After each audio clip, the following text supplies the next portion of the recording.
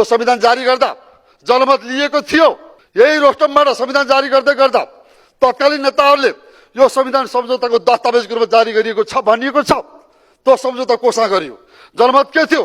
म आग्रह गर्न चाहन्छु सम्माननीय सभामुख महोदय, त्यो जनमत थियो 85% बढी वैदिक सनातन हिन्दू राष्ट्र चाहिन्छ भने जनताको मत हो। त्यो मतको विपरीत धर्मनिरपेक्ष त मलाई याद छ। यहाँ जिद्दी भएर तर्कसुरले कुरा नगरौँ आदरणीय मान्य साथीहरू। देश हो देश, जनता हो जनता। पार्टी भन्ने कुरा गौण कुरा हो। पार्टीभन्दा माथि देश हुन्छ, पार्टीभन्दा माथि जनता हुन्छ। म स्पष्ट पार्न चाहन्छु, त्यो जनमत खुल्नुपर्छ।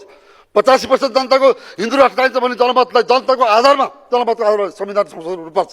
संहिता, म काङ्ग्रेस पार्टीको सदस्य हो, तर पनि भन्छु त्यतिखेर पनि जनताको मत संहिताको पक्षमा छैन। कुनै दल विशेषको नीतिगत एउटा सिद्धान्तको आधारमा, नीतिको आधारमा संहिता होला, तर आम नेपाली जनताको मत संहिताको पक्षमा छैन। जनमत खोलौँ।